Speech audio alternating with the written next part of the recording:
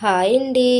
Welcome back to smart Srisailam రుచులు. ఈరోజు మన వీడియోలో అయితే గోంగూర పచ్చడి చేసుకోబోతున్నాము. తెలుగు వాళ్ళకి గోంగూర పచ్చడి అంటే ఎంత ఇష్టమో అందరికీ తెలిసిందే. కానీ ఇంత సింపుల్గా చేసుకునే పద్ధతి మాత్రం మీరు ఎక్కడ చూసుండరు. ఇది చాలా సింపుల్గా చేసి చూపించబోతున్నాను. గోంగూర పచ్చడి కోసం అయితే స్టవ్ మీద కడాయి పెట్టేశాను. పిడికెడు పల్లీలు వేసుకున్నాను. ఇలా దూరగా వేయించుకోవాలి పల్లీలు. అదే కడాయిలో 2 స్పూన్ల నూనె వేసుకున్నాను. నూనె కాగిన తర్వాత అయితే చిటికెడు జీలకర్ర వేసుకున్నాను. కరివేపాకు చిటపట్లాడిన తర్వాత అయితే క్లీన్ చేసి పెట్టుకున్న గోంగూర, 5-6 టమాటాలు, 5-6 పచ్చిమిర్చి వేస్తున్నాను. వేసి ఇవి మగ్గడానికి సరిపడా కల్లుప్పు వేసుకున్నాను. అన్నీ ఒకేసారి వేశారు కదా, ఉడుకుతాయా అనేసి మీకు డౌట్ రావచ్చు. లేదండి, ఇలా చక్కగా ఉడికిపోతాయి. చూడండి, గోంగూర అనేది అయితే ఎక్కడ కనిపించలేదు. గోంగూర పచ్చడా అంటాను అనుకోవచ్చు. టమాటాలు, గోంగూర, పచ్చిమిర్చి ఎంత బాగా ఉడికిపోయాయో చూడండి.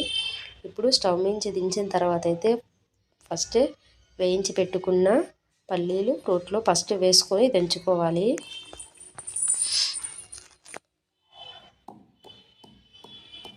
ఇలా మెత్తగా దంచుకున్న తర్వాతే గోంగూర పేస్ట్ వేయాలి. ఎందుకంటే దీంతో పాటు అవి వేస్తే ఇవి మెత్తగా అవ్వవు. పల్లీలు ఇలా మెత్తగా అయిన తర్వాత ఫస్టే ఉడికించి పెట్టుకున్న గోంగూర, టమాటా, పచ్చిమిర్చి రోట్లో వేసేసుకోవాలి. ఎప్పుడైనా సరే రోటిలో రుబ్బుకున్న పచ్చడికి మిక్సీ పెట్టిన పచ్చడికి చాలా డిఫరెంట్ ఉంటుంది. అంతే టేస్ట్ కూడా ఉంటుంది. రోట్లో రుబ్బుకున్న పచ్చడి అయితే అంతకి అంత టేస్ట్గా ఉంటుంది. అమ్మమ్మల కాలంలో అయితే అన్ని రోళ్ళు, సనుకాళ్ళు, తిరగళ్ళు వాడేవారు. తర్వాత మిక్సీలు, గ్రైండర్లు వచ్చిన తర్వాత అయితే దానికి అలవాటు పడిపోయారు జనాలు. మళ్ళీ ఇప్పుడిప్పుడు రోల్లోని సనుకాల మీద అన్నీ చేసుకుంటున్నారు. హెల్త్ గురించి, టేస్ట్ గురించి ఆలోచించి. ఇప్పుడు టమాటాలు, గోంగూర అన్నీ మెత్తగా అయిన తర్వాత అయితే ఒక ఆనియన్ ముక్కలుగా కట్ చేసి వేసుకుంటున్నాను. ముందే వేసేసుకుంటే మెత్తగా అయిపోతుంది కదా, అందుకని వేయలేదు.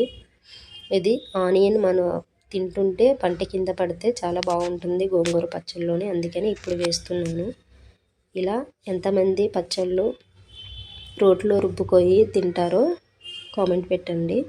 ఇలా రోట్లో రుబ్బుకున్న పచ్చడి వేడి అన్నంలో వేసుకొని తింటే చాలా బాగుంటుంది.